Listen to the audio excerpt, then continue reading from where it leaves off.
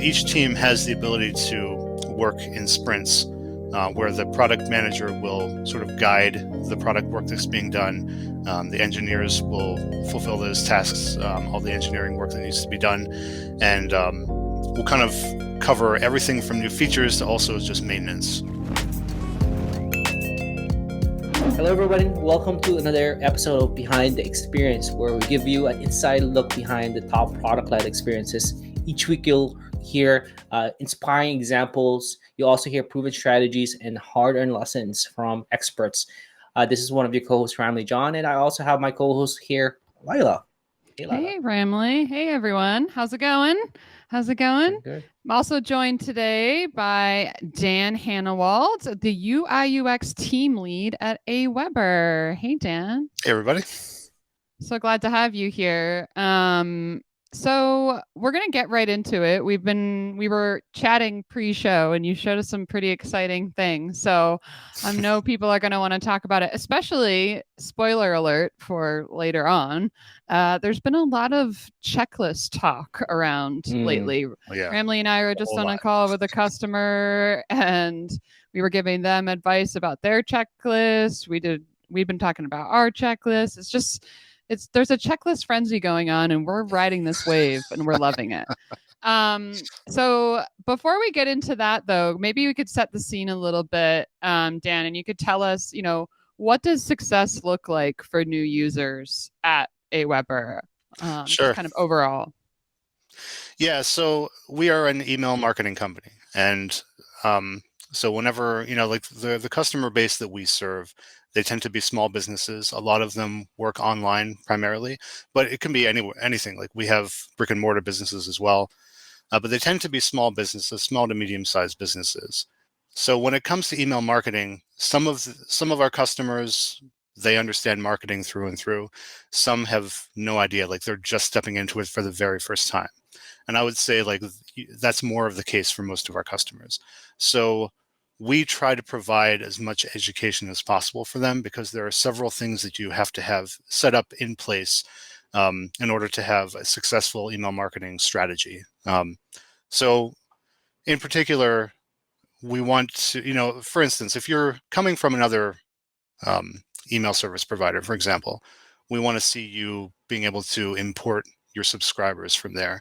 So anyone who has signed up to your email list in the past, we want to have you bring those folks in because that'll obviously get you set up to be able to send to them. If you're brand new and you're just starting and you don't have anything like that set up, we want to provide you ways to get yourself ready to collect subscribers. So whether that's a form that you embed on your website, even if you don't have a website, we can provide you a landing page. We offer landing pages, so like you can easily set one up with a form to be able to collect subscribers. And then obviously sending an email is a big step that we want to see customers do to, move towards being successful.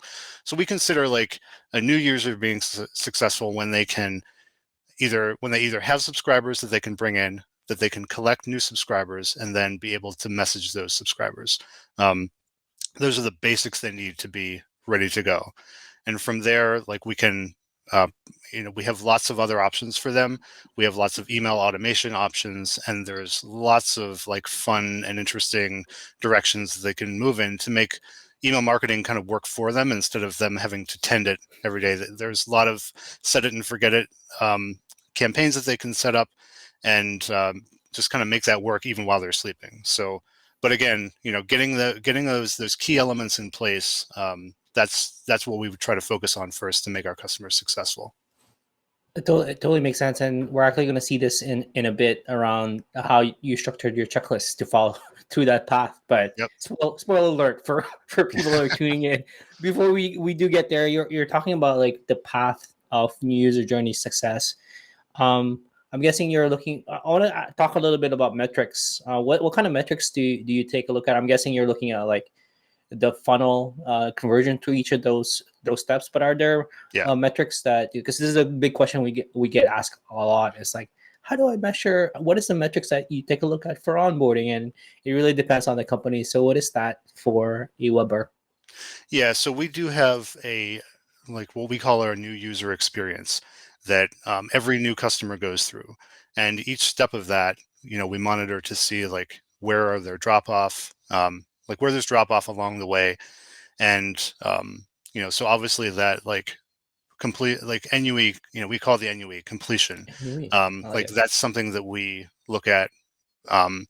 So there's NUE completion, and then you have the opportunity to upgrade as well to a pro account that offers more features. So depending on what you're looking for, like that upgrade rate is something that we watch, obviously. But those are like those are the main things, and then we'll get into the checklist as well, as you keep saying. But like I have lots of metrics surrounding the checklist to see like what kind of things people are filling out. Like where we're seeing more success with the checklist itself to even make sure that that's helping new customers get set up. And then one of the big things that we look at is the amount of customers who have sent an email in their first 30 days. That's a important success metric for our customers. So we want to make sure that customers are getting activated in their accounts. So that's definitely something that we look at as well. Those are the big ones. You mentioned that how many emails in 30 days? Is sending one email in 30 days a good for new users, or like are you looking at like, hey, they gotta send two or three? Well, obviously the more the better, but like we want to like what we track is to see if they're sending at least one email in that first 30 days.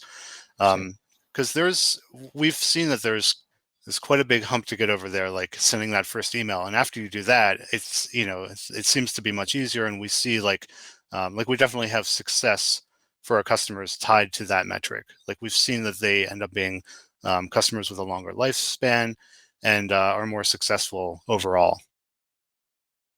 That's interesting. Your title is, UI UX team lead, right? Yeah. So how does your role, like what role do you play from a team perspective? Like, because there's a lot of people, we talk to people who own customer onboarding, like in so many different teams and this experience, right? So what role do you play and what other people do you work with in the company to kind of set these metrics, make decisions on actions and things like that?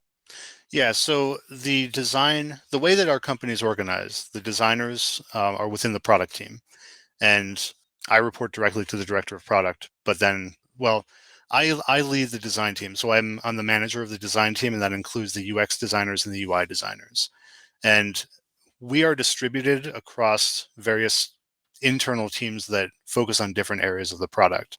So, like, while I'm the manager of that team, I also work as the UX designer for the conversions team.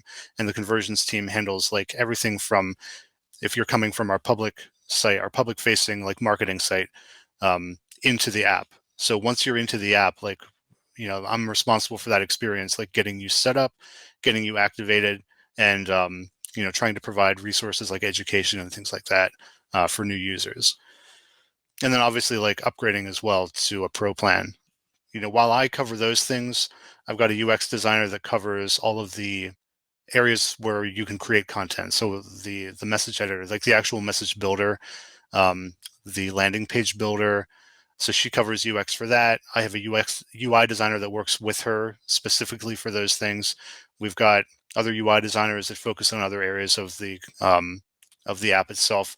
So yeah, we're kind of like we all work together. We have all developed a design system that we all use like across the app. So we all, work very closely together, but we focus on these individual areas. That's interesting. And so, like your conversion team, for example, are there people outside of product that are on that team? Or is it primarily like the product team and engineering team that is like running and driving these experiments and these new experiences? Yeah, that's a great question. Like each of our internal teams are made up of representatives from product, from engineering. Like we'll have a representative from CS, our customer solutions team, because they're kind of on the front lines of handling any kind of customer questions that come in. So we found that like that mix is a really good mix to like help us just have a holistic approach towards developing new features, and also like looking into any kind of bugs that are being reported or anything like that. So each team has the ability to work in sprints where the product manager will sort of guide the product work that's being done. The engineers will fulfill those tasks, all the engineering work that needs to be done, and we'll kind of cover everything from new features to also just maintenance for each of those areas of the site. And then the product teams work with a product marketing manager too, so that we have that through flow to the marketing department as well. So that, I mean, it feels like a very tight knit group, so I never feel like we're working so much in silos. I know that like in the past that had been an issue, and at other companies I've worked at, like that's a constant problem. But I feel like since I've been at AWeber, especially since we've worked in this way, that we've had less problems with that sort of silo issue. That's super interesting. And, as somebody on the CX team, I love the idea of having a customer facing representative in there.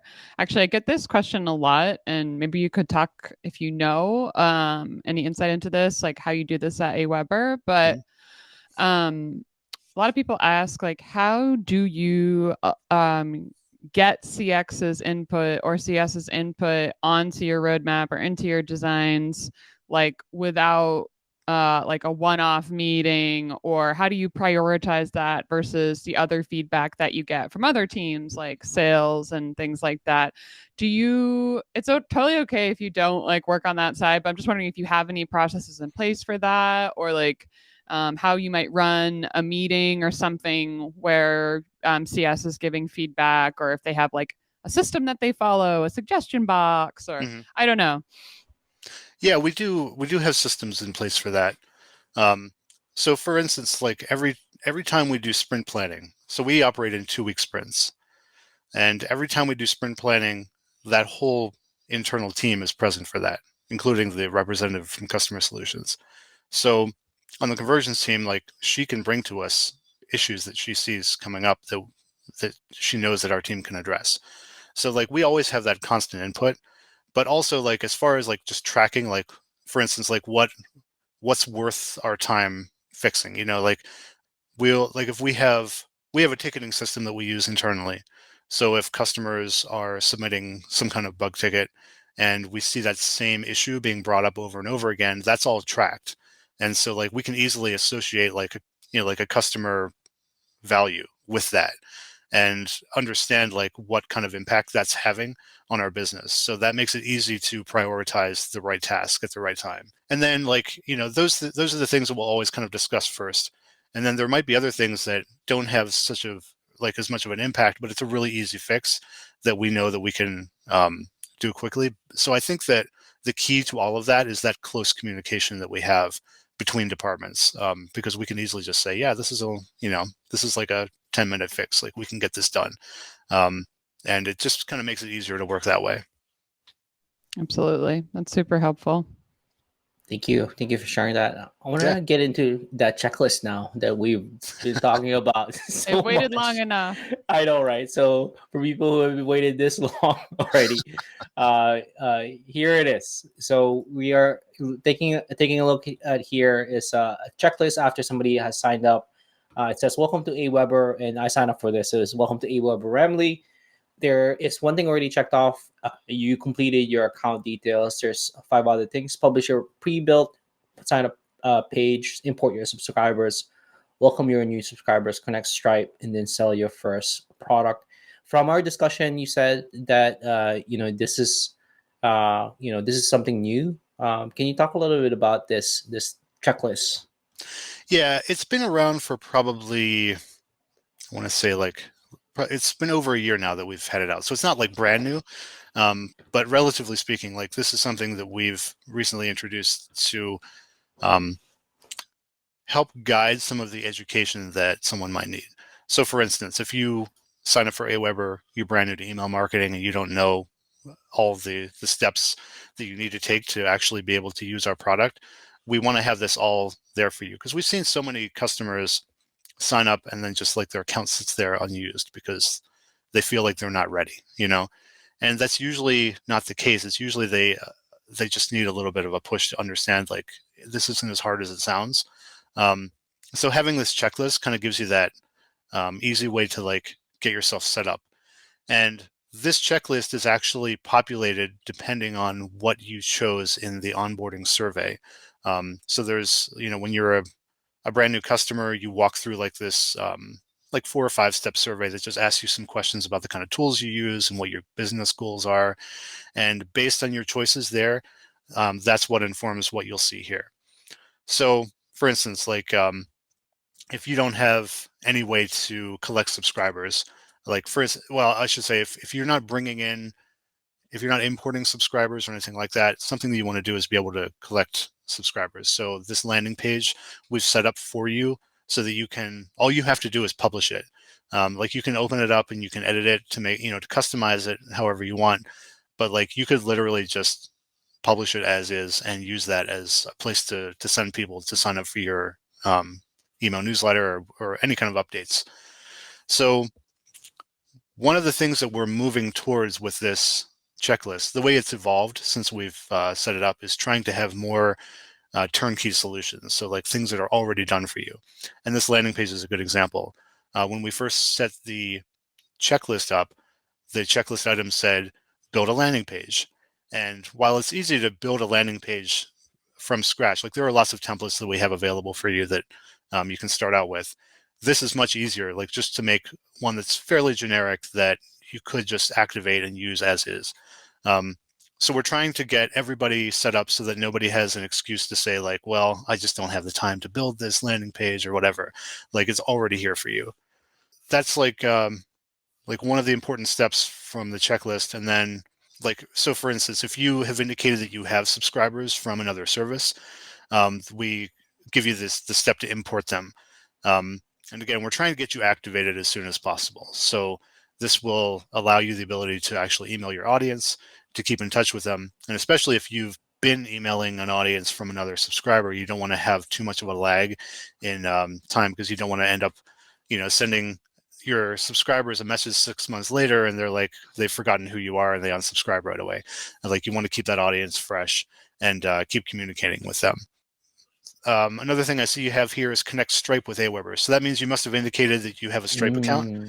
Yes, I want to make money.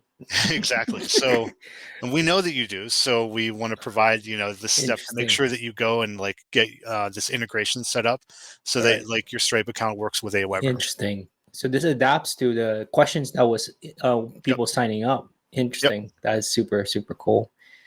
Just to put a pin on that, like we've seen that like the more that we customize things, the more interaction we get. So like, that's why we try to customize as much as we can. Yeah, that was going to be my question. Like, how did you come to, test that personalization or customization? Like, was it something you just ran with that you already knew from different signals? Like, did you start with, a lot of people start with like one action that they know is high retaining, right? Yeah. It's like, so what was your process for like rolling out personalization? Because it's hard. It's not, it's, you have to make all those iterations, and like, did you do all of it at once, or how did you do that? Yeah. I mean, we knew that personalization was a factor. So we had plans for that when we were planning this project out. Actually the way that we tested this was we used AppQ's checklist feature. And I just had like a checklist that was sitting in the bottom left corner. And whenever a new customer would sign up, they would see it. And it had a lot of these same things. And like we kind of used that as a proving ground. And I actually did a couple of iterations of that. And I, kept metrics from that experiment as we went through it, just to see like who was, or how many people were using it, and whether we were seeing any kind of like, longer term retention from those efforts. And we were definitely seeing a lot of people put it into practice. And so that's kind of what helped us make the decision to, implement it natively. This is a really good example of a use case for AppQs that we don't talk about a lot, that I used to do as well. Like when I did some growth marketing and stuff, like using flows to prove out an idea, or like, using that kind of quick code setup to evaluate something, because it is a lot faster. And then you like kind of have a little bit more of a data leg to stand on. Yeah. Especially if you have to make a case to somebody. It was really helpful for that. Mm-hmm. Yeah.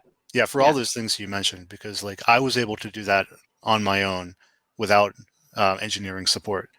And even being able to like track the data that would launch the checklist in the first place. I did all that through AppQues. So, it's a plug for you guys. Like, it was really easy to do that, and it was super helpful to be able to test it in that way. Yeah, that's love to hear it. Not gonna lie, love to hear it. So what are some things that did surprise you about working on this? Like, I feel like you were like, yeah, we know customization's gonna work. Yeah, like we kind of knew, Right. like, but what were some things that maybe surprised you that they worked or didn't work, or are you just that good, Dan? Are you just that good? I'm never as good as I think I am, unfortunately. But yeah, we've seen success from it. But at the same time, like, we still see a huge amount of customers who just skip it altogether. And and so, we've been talking through, like, how do we really show the value of this? And we've had different ideas. Like, there's a lot of design considerations too. One thing is that, like, on that, like, that becomes your front page, right? There's no dashboard until you either skip that or you complete all the steps. And we've actually have some designs prototyped where we are using that as maybe a section of your dashboard instead of like a full dashboard takeover. So we have some ideas ongoing. Even when we did our test with AppQues, it kind of operated that way. Like, it was a standalone bubble, right? Kind of hovering over your dashboard, but it wasn't intrusive. So that's like one of the areas that we want to test to see if we get a little bit more traction. But yeah, like I say, like, the people that go through it, we have definitely seen them performing the actions that lead to longer term customers. But how to like increase that number and get more people using the checklist and interacting with it, that's definitely something that we're continuing to work through. It's really interesting. This is actually a discussion I was having in a AppQues workshop the other day. It was like, don't get disappointed about like the rates of your checklist completion, the rates of your flow completion, especially when you're first starting out, because you have a lot to learn about your user base. You have a lot to learn about messaging and timing, and like, this is a new medium, it's the new way to reach people. And also the reality is like, you're trying to reach the people that otherwise are so overwhelmed or like don't feel confident. So you're not like, you are often you're not your target that you're trying to reach, Sure. So For sure. it's hard to remember that sometimes, I think, especially when we're making software for people who maybe aren't software people, that we're saving that even if it's only 25% of people, we're saving those 25% of people and possibly making them even higher activated than some of the regular kind of folks that come in and get started on their own. So exactly. I think sometimes it does feel like, oh, it should be 50%, but it's like, yeah, but the other 50% or 75% or whatever are getting started on their own either way, or you haven't unlocked exactly how to reach them yet, right? And maybe it's a combination of different things, and that's why you take the learnings and you add in those layers, like, okay, maybe the checklist needs to be on the dashboard and blah blah blah blah. So, and I will say that, like, we get better, like, the best insight that we get on any of this is doing live customer interviews. Whether we're like, it doesn't even matter what it is, like whether we're talking specifically about a feature like the checklist, or if we're just asking them questions about how they work and understanding how they work, that provides so much more insight than anything else that we do. And like, I'm in the middle of, I just started a customer interview session, or I'm sorry, a project this week. And like, I've got so many people lined up that are from all these different businesses that are so different in so many ways, but they all have very similar problems that they face. And just like understanding that makes it so much easier to work through, like, how you can apply, your own software problem to that audience. And there's so many times that they point out things in like wording, and like the way that the terminology that you think in your head makes the most sense might make zero sense to them. And so it's like, we've learned so many lessons just from doing those live interviews. I love it. In terms of those custom, I love first of all, I have to call that out. I think for people who are listening in, do customer interviews, talk to your customers. Yes. They have the insight, they have the answers to that, and I love that. That's what you've been doing at AWeber with your team. In terms of what's ahead, I think you already mentioned a few things that you're excited about experimenting with. What are some things that you can share about, that you can share to the audience around, like, what are some tweaks or changes or experiments that you're looking forward to trying out next, based on those interviews or based on other insights that you've gotten? Yeah, so one of the biggest things that I've been looking at is, I was telling you earlier that like we track each step in the sign up process to see like where we have drop off. And our biggest area of drop off is like after you say, yes, I want to sign up for an AWeber account, and then you have this like password screen where you have to set up a password and everything. It's like that is our biggest drop off point. So my question then is, how can we get you activated in your account sooner? Like where are those limits? Where do we need to provide that protection? Because obviously um, there's bad actors in the world, right? So you have to like look at it from a security standpoint as well as from a usability standpoint. And so that's been one of the areas that I've been looking into lately is like how can we shorten that whole onboarding process? Like how much of the information that we're asking you to make that checklist work more customized for you, like how much of that do we need to ask? Can we shorten that up? Can we just compress that whole thing so that we have less opportunities for you to say, you know what, I'm out? Because we just, we want to get people activated in their account as quickly as we can and really like start seeing value, because that's what it comes down to. Like our customers need to see value in the software. And if we're not providing that, like they're gonna bounce, right? So we want to make sure that we're kind of getting them there as quickly and see that as soon as possible. Love it. Exciting stuff. Yeah. Sign up for an AWeber account if you need an ESP and check it out. Where else can people find out about what you're working on or cool things that AWeber is doing, products you're launching? What do you do things online, Dan? I do. Like I don't have like a presence. I was like I don't have a Twitter handle or anything that I can send you to. I would say like blog.aweber.com. Like that's where you're going to see like the new product announcements, and there's also a lot of really good tips and information on there for someone who is working on building your own email list.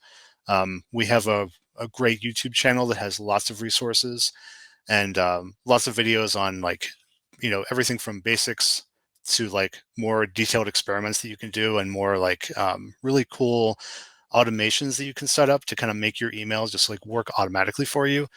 Those are some of the most powerful things that AWeber provides. And I feel like, I'm so used to speaking with like brand new customers that aren't as interested in those kind of questions, but there's so many like magical things that you can do that like you can, if you're a blogger, you can have your blog posts automatically emailed to your subscribers, and all you need to do is like hit publish in WordPress, and everything else will be taken care of if you set that campaign up to work for you.